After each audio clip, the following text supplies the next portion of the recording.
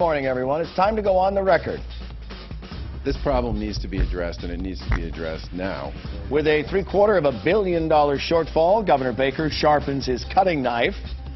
For the first time in 8 years, the Commonwealth has a new Attorney General. Will Maura Healey hit the ground running?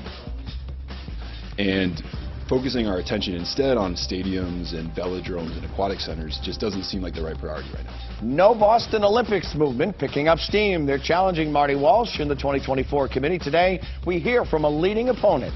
And an Olympic referendum. Should local residents have a say on the possibility of the 2024 Games in Boston? From WCPB Boston, the inside word from Washington to Beacon Hill. Today's newsmakers are going on the record. Good morning, everyone. I'm Ed Harding, along with News Center 5's Jenna Wu, our political reporter. Thank you for joining us on OTR this morning. The possibility of Boston getting the Summer Olympic Games in 2024 is very much a part of the public discussion right now. And our guest this morning is working hard to stop those games. Chris Dempsey is the co-chair of No Boston Olympics. The management consultant is a former MA Assistant Secretary of Transportation, and he was once policy director for Congressman Joe Kennedy III. Dempsey holds an MBA from Harvard Business School. He grew up in Brookline, where he still lives. Sir, great to have you with us this morning. Pardon my cold. I'm on the other side of it. That's all right, Ed. Trust me. Look, I'll just shift over a little bit. I've been getting that all week. But thank you for joining us. Thank you, Ed. Thank you. You're healthier than you've been for a few days. Let's put it that way. Boston 2024 unveiled the proposal this past week that they actually submitted to the U.S. Olympic Committee that won them the bid. And they say they've learned a lot from the mistakes of previous Olympics, not only here in the United States, but in other countries as well. What's wrong with that argument? Look, there's a lot to like about Boston 2024's bid, and there are some benefits that the Games would bring. We just think that the costs far outweigh the benefits in this case. When you look at other cities, economists have found that Olympics haven't left cities better off economically, that Olympics cost massive amount of dollars, $19.22 billion is the average. And then finally, there are huge opportunity costs to the Games. So because you're focusing on stadiums and velodromes, you're not focusing on schools and healthcare, the things that really make Massachusetts a great place to live. But how confident are you that the money that would go towards the Olympics is the same money that would go to the projects that you would prefer?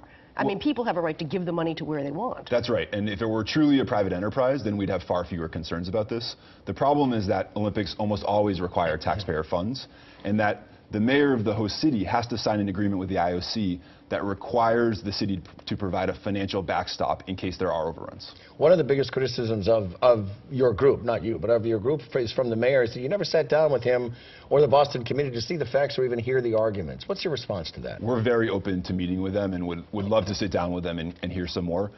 We think that it hasn't been a transparent process, that they haven't wanted to share the details, and we think that they've resisted doing that until after they won the USOC bid, which is very troubling to us. But will you be going to these public hearings? Are you, sort of rallying the troops and going to show up face-to-face for the first time at these public hearings? Well, we went to the meeting earlier this week, and we heard the facts for the first time in a public way.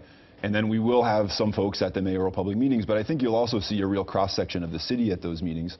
And if you look at the polling, people lean a little bit towards the Games, but they really have some questions about whether this is good for them and good for their families moving forward. But if you do the math and look at it from the other side, Boston 24 is promising to leave behind permanent housing. Could that be a plus? That could be a plus. Yes, absolutely. That we pay for with private donations for moderate and low-income families, as well as UMass Boston students at the refs. So why isn't it, even if it involves taxpayers' money, and that is the benefit of it, why isn't it a good deal for taxpayers? Well, we haven't seen all the details. They haven't released the budget, so they've released some details of the bid, but not the dollars and cents of how this all adds up.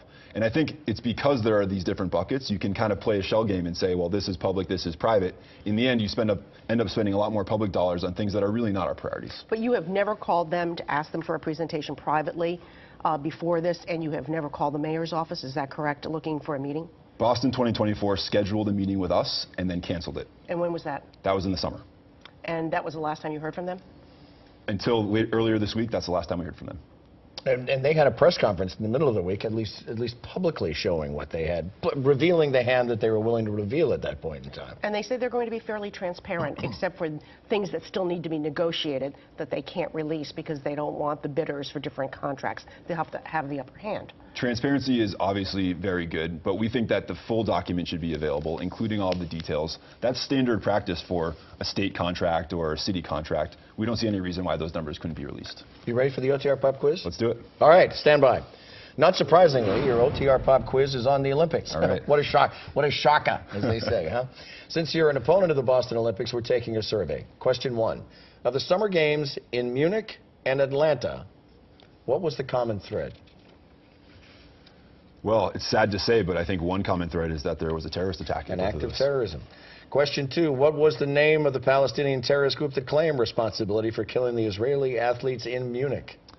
That one, I don't know. I do know it was a tragic event. Black September. 11 athletes were killed the summer of 1972. We continue on the record with Chris Dempsey. No Boston Olympics. Stay with us.